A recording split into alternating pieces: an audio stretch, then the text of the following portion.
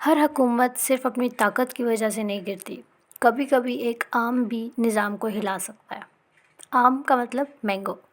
A case of exploding mangoes सिर्फ एक कहानी नहीं, बल्कि एक सियासती मज़ेदार पहेली है, जिसमें झूठ सच का लिबादा पहनता है और सच एक अफसाना बन जाता है।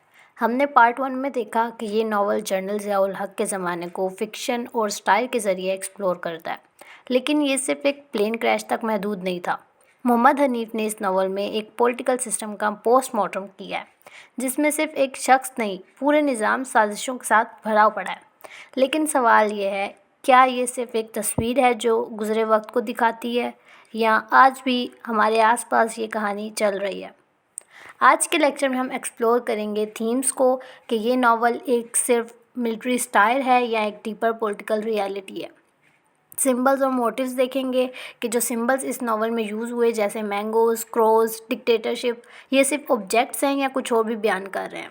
राइटिंग स्टाइल और स्टाइल देखेंगे मोहम्मद हनीफ का कि उन्होंने हिस्ट्री और फिक्शन को कैसे मिला दिया। क्रिटिकल एनालिसिस देखेंगे कि ये कहानी सिर्फ एक मज़ाहिया नावल है या एक इखलाकी सवाल भी उठाती है। तारीख सिर्फ वो नहीं होती जो किताबों में लिखी जाए, बल्कि वो भी जो हर दौर में नए चेहरों के साथ वापस आती है। आज के लेक्चर सिर्फ सुनने के लिए नहीं है, सोचने और समझने के लिए भी है। तो स्टार्ट करते हैं आज का लेक्चर।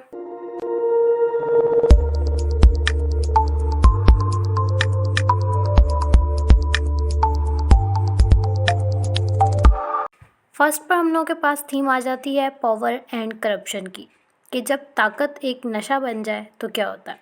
ताकत इंसान को अंधा कर देती है, और जब तक उसे नज़र आता है उसकी अपनी मौत सामने होती है।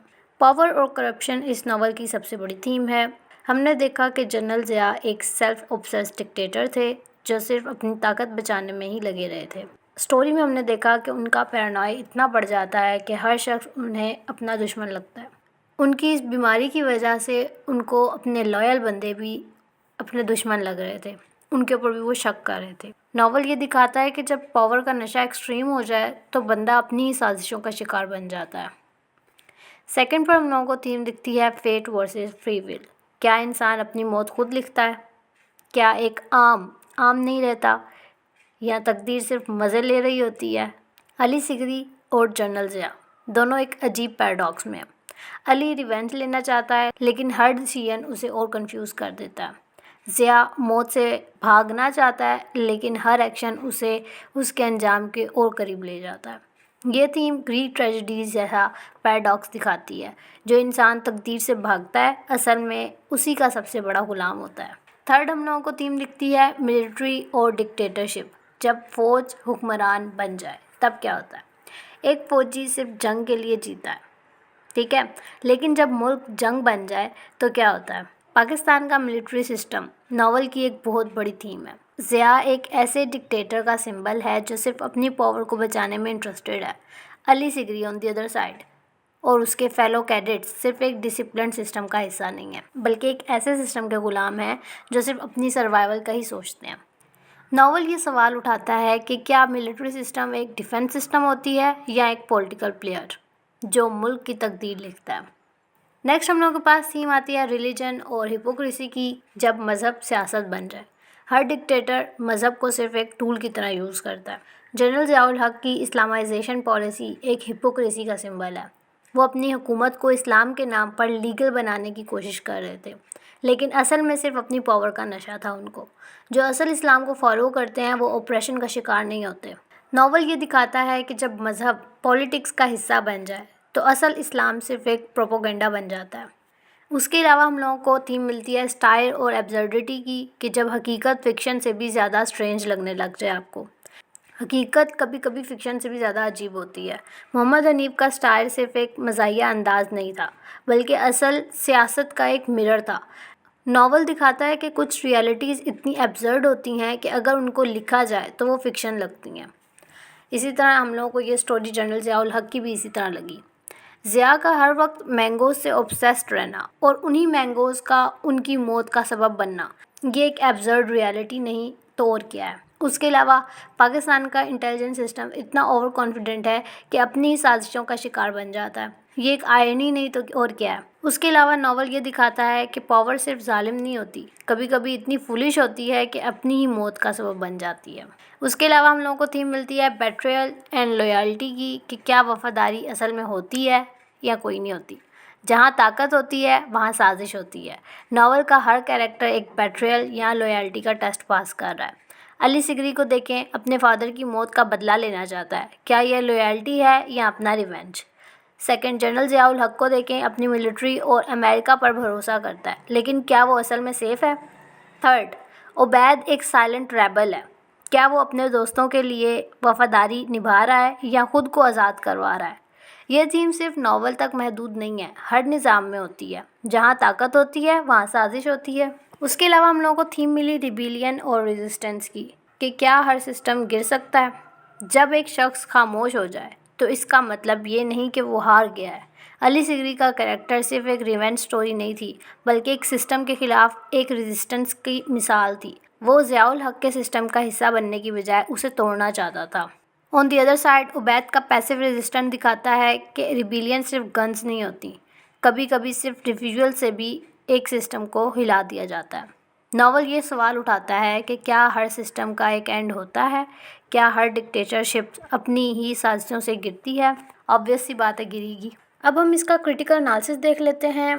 जब भी हम किसी हिस्टोरिकल फिक्शन या पॉलिटिकल स्टाइल को एनालाइज करते हैं, हमें ये देखना होता है कि राइटर का नैरेटिव सरफेस पर क्या है और उसका डीपर मीनिंग क्या है, उसके हिडन मीनिंग्स क्या हैं। मोहम्मद हनीफ का ये नावल पाकिस्तान का एक बहुत क्रूशल हिस्टोरिकल मूवमेंट का अल्टरनेटिव वर्जन दिखाता है, लेकिन सिर्फ पॉलिटिक्स पर बात नहीं करता, बल्कि पावर और पैरानॉय जो साइकोलॉजिकल इफ़ेक्ट्स हैं उनको भी एक्सप्लोर करता है। अगर हम नावल के स्ट्रक्चर को देखें तो ये मल्टीपल पर्सपेक्टिव पर बेस्ड है। एक तरफ अली सिगरी का पॉइंट ऑफ व्यू है, जो डिक्टेटरशिप के सिस्टम का विक्टिम है और अपने फादर की डेथ का जवाब ढूंढ रहा है। दूसरी तरफ जनरल ज़िया का पर्सपेक्टिव है, जो एक पावरफुल डिक्टेटर होने के बावजूद पैरानॉय और अनसर्टेनिटी का शिकार है। ये दोनों पर्सपेक्टिव्स एक बाइनरी ऑपोजिशन क्रिएट करते हैं, अथॉरिटी वर्सेस रेजिस्टेंस या पैरानॉय वर्सेस सर्टेनिटी।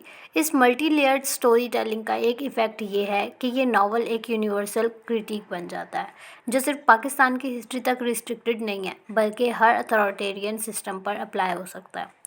नॉवल का ह्यूमर और स्टाइल एक सिंपल कॉमेडी नहीं है, बल्कि एक लिटरेरी टूल है जो पावर को एक्सपोज करता है। हनीफ इंटेंशनली जनरल ज़िया के पैरानॉय, रिचुअल्स और रिलीजन हिपोक्रेसी को एग्जैजरेट करता है। ये एग्जैजरेशन एक डेलिब्रेट स्ट्रेटजी है जो पावर के इल्यूजन को तोड़ती है। ये टेक्निक लिटरेचर में पहले भी यूज़ होती आ रही है। ऑरवेल और काफ्का जैसे राइटर्स ने ब्यूरोक्रेसी और पावर को एब्सर्ड और रिडिकुलस बनाकर एक्सपोज किया है। जब एक डिक्टेटर का मजाक बन जाता है तो उसकी अथॉरिटी का चार्म ख़त्म हो जाता है। यही इस नावल की एक बड़ी स्ट्रेंथ है। पावर और पैरानॉय का रिलेशन बहुत डीपली एक्सप्लोर होता है। जनरल ज़िया जितना ज़्यादा अपनी मौत से भागना चाहता था, उतना ही वो उसके करीब चला जाता है। सबसे पहले हम लोगों को इसके अंदर ह्यूमर और स्टाइल दिखा। इसके बारे में अगर हम लोग देखें तो नावल का ह्यूमर और स्टाइल एक सिंपल कॉमेडी नहीं है, बल्कि एक लिटरेरी टूल है जो पावर को एक्सपोज करता है। जब एक डिक्टेटर का मजाक बन जाए तो उसकी अथॉरिटी का चार्म ख़त्म हो जाता है। यही इस नावल की एक बड़ी स्ट्रेंथ है। जनरल ज़िया जितना ज़्यादा अपनी मौत से भागना चाहते हैं, उतना ही वो उसके करीब चले जाते हैं। ये आयरनी एक बहुत स्ट्रॉन्ग क्रिटिक है अथॉरिटेरियन रूल के ऊपर। माइकल फोकैल्ट का कहना है कि पावर सिर्फ फिजिकल कंट्रोल नहीं होती, बल्कि एक साइकोलॉजिकल और आइडियोलॉजिकल कंट्रोल भी होती है। लेकिन जो डिक्टेटर अपनी पावर को एब्सोल्यूट समझने लगता है, वो अपनी साजिश का शिकार बन जाता है। इस नावल का डीपर मैसेज भी यही है कि एब्सोल्यूट पावर सिर्फ इल्यूजन है। जितना आप कंट्रोल करना चाहें, उतना ही आप खुद एक सिस्टम के अंदर फंस जाते हैं। जनरल ज़िया का एक पैरानॉय सिर्फ एक पर्सनल फ्लॉ नहीं था, बल्कि हर अथॉरिटेरियन रूल की इनएविटेबिलिटी है। जब पावर एब्सोल्यूट हो जाती है ना, तब वो अपनी डिस्ट्रक्शन लिख रही होती है। उसके अलावा नावल में हम लोगों को एग्जिस्टेंशियलिज्म और एब्सर्डिटी के भी कॉन्सेप्ट्स मिलते हैं। क्या इंसान अपनी डेस्टिनी कंट्रोल कर सकता है या सब कुछ प्री डिटर्मिन्ड है?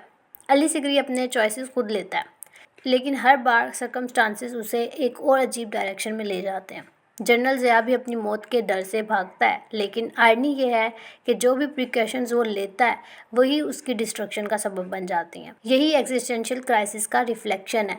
ये फिलॉसफी जेन पॉल सार्टे और एल्बर्ट कैमस की एग्जिस्टेंशियलिस्ट थ्योरीज में से भी मिलती है। कैमस का द मिथ ऑफ सिसिफस इसी की तरह है। ये नावल भी एक मीनिंगलेस सिस्टम के अगेंस्ट इंसान की स्ट्रगल दिखाता है, सिमिलरली इस नावल की तरह। नावल का सिंबलिज्म भी बहुत पावरफुल है। अगर हम लोग इसके सिंबल्स के ऊपर बात करें, मैंगो सिर्फ एक फ्रूट नहीं है, ये करप्ट पॉलिटिकल सिस्टम का सिंबल है जो अंदर से खोखला होता है और पॉइजनस भी हो सकता है। क्रोज सिर्फ एक सुपरनेचुरल साइन नहीं है, बल्कि एक फोरशैडोइंग है कि ज़िया का रूल ख़त्म होने वाला है। उबैद का कैरेक्टर एक एग्जिस्टेंशियलिस्ट रेबल है जो खुद अपनी मौत का फैसला करके एक पॉलिटिकल सिस्टम को साइलेंट रेजिस्टेंस दिखाता है। हर सिंबल एक डीपर क्रिटिक है जो नॉवल को एक ऑर्डिनरी स्टाइल से ज़्यादा एक फिलोसफिकल वर्क बना देता है। ये पोस्ट मॉडर्न लिटरेचर का एक की एलिमेंट है कि सरफेस पर एक मीनिंग और डीपर लेवल पर कुछ और। उसके अलावा ये नावल एक पोस्ट मॉडर्न टेक्स्ट भी है जो ऑफिशियल हिस्ट्री को डिकन्स्ट्रक्ट करता है। जो भी हिस्टोरिकल नैरेटिव हम बुक्स और गवर्नमेंट रिकॉर्ड में देखते हैं, नावल उसका अल्टरनेटिव वर्जन दिखाता है जो रियलिटी को चैलेंज करता है। पोस्ट मॉडर्न थियरिस्ट जैसे जेन बॉड्रियलार्ड, इनके मुताबिक हम जो हिस्ट्री पढ़ते हैं वो एक हाइपर रियलिटी होती है, रियलिटी नहीं बल्कि एक पॉलिटिकल मैन्युफैक्चर्ड ट्रूथ है। हनीफ इस नावल के ज़रिए ऑफिशियल ट्रूथ को डिसमेंटल करते हैं और एक अल्टरनेटिव रियलिटी प्रपोज करते हैं। ये पोस्ट मॉडर्न फिक्शन का एक हॉलमार्क है जिसमें एक सिंगल ट्रूथ की जगह मल्टीपल रियलिटीज़ होती हैं। तो अगर हम इस नावल का क्रिटिकल एनालिसिस करें तो ये सिर्फ एक पॉलिटिकल स्टाइल नहीं, सिर्फ एक रिवेंज स्टोरी नहीं, सिर्फ एक हिस्टोरिकल फिक्शन नहीं, ये एक पावर का एग्जिस्टेंशियल क्रिटिक है। इस नावल का असल मकसद ये है कि ये हर रीडर को अपनी सोच से एक नए पर्सपेक्टिव दिला सके। ये एक पोस्ट मॉडर्न क्लासिक है जो सिर्फ हिस्ट्री को नहीं बल्कि रियलिटी के कॉन्सेप्ट को भी क्वेश्चन करता है। अब हम लोग देख लेते हैं राइटिंग स्टाइल और नैरेटिव टेक्निक्स। तो मोहम्मद हनीफ का स्टाइल कन्वेंशनल स्टोरी टेलिंग से बहुत डिफरेंट है। ये नावल हिस्टोरिकल फिक्शन है जो हिस्टोरिकली रियलिटी और पॉलिटिकल क्रिटिक को ह्यूमर और आयरनी के ज़रिए एक्सप्रेस करता है। हनीफ की टोन को अगर हम लोग देखें तो उनकी टोन हम लोगों को एक जर्नलिस्ट की तरह डिटैच भी लगती है और एक स्टोरी टेल की तरह एंगेजिंग भी। उनकी लैंग्वेज वैसे तो सिंपल और डायरेक्ट है, लेकिन उसके अंदर हम लोगों को सार्केज़म, मेटाफर और आयरनी छुपी हुई भी दिखती है। ये राइटिंग स्टाइल रीडर्स को सिर्फ एक स्टोरी नहीं बताता बल्कि उन्हें सोचने पर मजबूर भी करता है। तो फर्स्ट पे हम लोगों को उनकी राइटिंग स्टाइल में दिखा हिस्टेरिकल और डार्कली ह्यूमरस स्टाइल। हनीफ का सबसे प्रोमिनेंट फीचर उनकी हिस्टेरिकल टून है। नावल एक सीरियस पॉलिटिकल बैकड्रॉप पर बेस्ड है, डिक्टेटरशिप, असैसिनेशन, मिलिट्री करप्शन, लेकिन हनीफ इन सब चीज़ों को एक डार्क कॉमेडी के ज़रिए प्रेजेंट करते हैं। ये स्टाइल उस तरह का उन्होंने यूज़ किया है जो जोनाथन स्विफ्ट और जॉर्ज ऑरवेल के काम में हम लोगों को दिखता है। फॉर एग्जांपल, जनरल ज़िया के पैरानॉय और रिलीजियस हिपोक्रेसी का अगर हम देखें, वो अपनी मौत से बचने के लिए हर रिलीजियस साइन को मैनिपुलेट करते हैं, लेकिन आयरनी ये है कि जितना वो अपनी मौत से डरते हैं उतना ही वो उसके करीब चले जाते हैं। ये ह्यूमर सिर्फ मजाक नहीं है, ये एक लिटरेरी टूल है जो सीरियस पॉलिटिकल इश्यूज़ को सटली हाईलाइट करता है। जब हनीफ जनरल ज़िया के रिलीजियस ऑब्सेशंस या इंटेलिजेंस एजेंसीज के इलॉजिकल प्लान्स का मजाक बनाते हैं तो ये सिर्फ कॉमेडी नहीं होती बल्कि पावर का एक क्रिटिक है। ठीक है, नेक्स्ट हम लोगों के पास दिखता है मल्टीपल पर्सपेक्टिव और नॉन लीनियर नैरेटिव। नॉवल का नैरेटिव स्ट्रक्चर लीनियर नहीं है। इसका मतलब ये है कि कहानी एक सीधी टाइमलाइन में नहीं है बल्कि मल्टीपल पर्सपेक्टिव और फ्लैशबैक्स के ज़रिए अनफोल्ड होती है। ये टेक्निक पोस्ट मॉडर्न फिक्शन का एक इम्पोर्टेंट एलिमेंट है।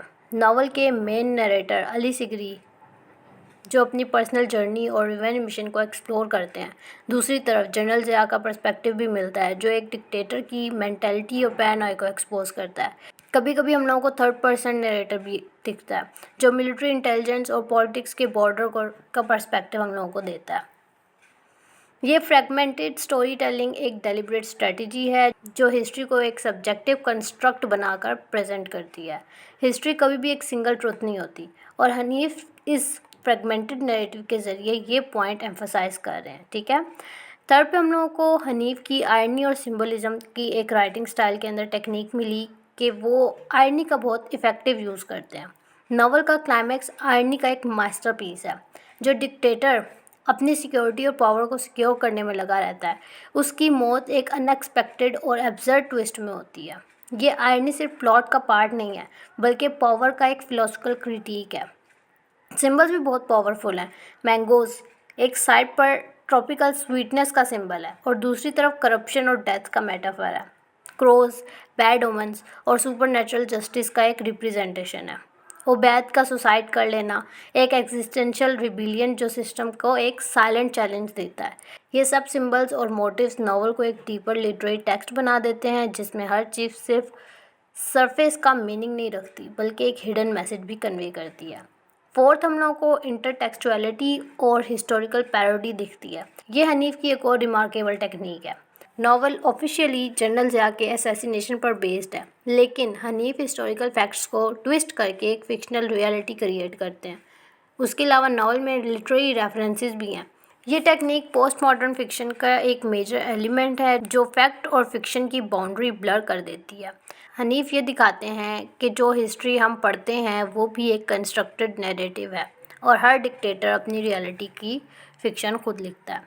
उसके अलावा हम लोगों को दिखती है साइकोलॉजिकल डेप्थ और करेक्टराइजेशन। हनीफ सिर्फ एक पॉलिटिकल स्टोरी नहीं लिखते बल्कि कैरेक्टर की साइकी और इमोशंस को भी एक्सप्लोर करते हैं। अली सिगरी के कैरेक्टर के ऊपर क्वेश्चन आ सकता है ये क्योंकि एक एग्जिस्टेंशियलिस्ट हीरो है जो फेट और फ्री विल के दरमियान फंसा हुआ है। तो इसके ऊपर भी आपका क्वेश्चन आ सकता है कि अली को एज ए एग्जिस्टेंशियलिस्ट हीरो उसका क्वेश्चन बताएं। उसके अलावा जनरल ज़िया का कैरेक्टर एक पैरानॉइड डिक्टेटर और एक साइकोलॉजिकल पोर्ट्रेट है जो सिर्फ पॉलिटिक्स नहीं बल्कि अपनी पर्सनल फियर से भी लड़ता है। उसके अलावा इंटेलिजेंस ऑफिसर और मिलिट्री ब्यूरोक्रेसी सिर्फ एक एक्सटर्नल सिस्टम नहीं है बल्कि एक डीपर साइकोलॉजिकल स्टेट को रिप्रेजेंट करते हैं जो एक डिक्टेटरशिप के सेल्फ डिस्ट्रक्टिव मैकेनिज्म को एक्सपोज करता है। हनीफ के कैरेक्टर्स फुली डिवेलप्ड और मल्टी डायमेंशनल हैं जो एक ट्रेडिशनल पॉलिटिकल स्टाइल से एक नॉवल को अलग बनाते हैं। ये साइकोलॉजिकल रियलिज्म और डार्क ह्यूमर का एक यूनिक कॉम्बिनेशन हम लोगों को दिखता है जो रीडर्स को डीपली इंगेज कर देता है। अगर हम लोग नॉवल को समराइज़ करें तो इसका हम लोगों ने देखा सेंट्रल कॉन्फ्लिक्ट जो था वो पावर और पैरानॉय का था। नॉवल का जो प्रोटैगनिस्ट था अली सिगरी एक यंग मिलिट्री ऑफिसर था जो अपने फादर कर्नल कुली सिगरी की मिस्टीरियस मौत के जवाब ढूंढ रहा था। उसे शक था कि जनरल ज़िया-उल हक इसके पीछे है और ये शक सिर्फ एक पर्सनल रिवेंज का इशू नहीं है बल्कि स्टेट पावर और डिक्टेटरशिप के अगेंस्ट एक सिंबॉलिक रिबेलियन है। लेकिन आयरनी ये है कि अली का रिवेंज प्लान और जनरल ज़िया के पैरानॉय के दरमियान एक एब्सर्ड कनेक्शन है। इन कंक्लूजन अगर हम लोग देखें तमाम पार्ट्स को कंक्लूड करें पार्ट 1 को और पार्ट 2 को तो हम लोगों ने क्या देखा। इस नावल का जो सेंट्रल कॉन्फ्लिक्ट है वो पावर और पैरानॉय के इर्द गिर्द है। अब जनरल ज़िया से सब लोग इतनी नफ़रत क्यों करते हैं, हर कोई क्यों मारना चाहता है उसको, हर कोई उससे पीछा छुड़वाना चाहता है। जनरल ज़िया हर तरफ से कंस्पिरेसीज देख रहा है और उसके खिलाफ हर बंदा एक अलग वजह से एक अलग प्लॉट में शामिल है। अली सिगरी को देखें तो वो पर्सनल रिवेंज और जस्टिस के लिए जनरल ज़िया को मारना चाहता है। आईएसआई और इंटेलिजेंस एजेंसीज़ को देखें वो अपने पावर स्ट्रगल और करप्शन को कवर करने के लिए एक कंस्पिरेसी क्रिएट कर रही हैं। अमेरिकन सीआईए और फॉरेन पावर्स का अगर हम लोग रोल देखें तो जनरल ज़िया के असैसिनेशन उनके जियो पॉलिटिकल गेम्स इन सब का वो हिस्सा है। आर्मी इंसाइडर्स को अगर हम लोग देखें तो डिक्टेटरशिप से थक चुके हैं वो लोग और रिजाइम चेंज चाहते हैं। ये सब लोग अलग अलग मोटिवेशंस रखते हैं लेकिन एंड रिज़ल्ट एक ही होता है कि जनरल ज़िया की अनएक्सपेक्टेड मौत। नावल का डार्कली ह्यूमर क्लाइमेक्स ये दिखता है कि जब पावर सिर्फ एक शक और पैरानॉय के गेम बन जाता है तो उसका एंड भी एक एब्सर्ड एक्सीडेंट जैसे होता है। हमने सीखा क्या इससे? A case of exploding mangoes हमें पावर और हिस्ट्री के नैरेटिव पर सवाल उठाना सिखाता है। ये नावल फैक्ट और फिक्शन के बीच का बॉर्डर ब्लर करता है। जो हिस्ट्री बुक्स बताती हैं वही सच नहीं होता। उसके अलावा हम लोगों ने देखा कि हनीफ का स्टाइल डिक्टेटरशिप, मिलिट्री कंट्रोल और स्टेट सर्विलेंस के अगेंस्ट एक हार्श क्रिटिक है जो सिर्फ पाकिस्तान तक रिस्ट्रिक्टेड नहीं है बल्कि ग्लोबली रेलिवेंट है। नावल का बिगेस्ट लेसन ये हम लोगों को दिखता है कि पावर सिर्फ एक इंसान या एक डिक्टेटर तक लिमिटेड नहीं होती, ये एक सिस्टम होती है जो सेल्फ डिस्ट्रक्टिव भी हो सकती है। फाइनल थॉट हम लोगों को ये मिलती है कि इस नावल की एंडिंग ओपन एंडेड है। हम नहीं कह सकते कि किस कंस्पिरेसी ने ज़िया को मारा लेकिन ये कन्फर्म है कि पावर कभी भी एब्सोल्यूट नहीं होती। जो डिक्टेटर अपने पैरानॉय और कंस्पिरेसी थ्योरीज से अपने आप को सेफ समझता है, वो एक अनइंटेंडेड एक्सीडेंट का शिकार भी हो सकता है। तो स्टूडेंट्स, ये था आज का हम लोगों का complete analysis of a case of exploding mangoes. अब आपके थॉट्स क्या हैं? क्या अलीसिगरी का रिवेंज जस्टिफाइड था? क्या पावर सिर्फ एक इल्यूजन है? कमेंट्स में अपने व्यूज़ दें और इस वीडियो को शेयर करें। मिलते हैं नेक्स्ट लेक्चर के अंदर।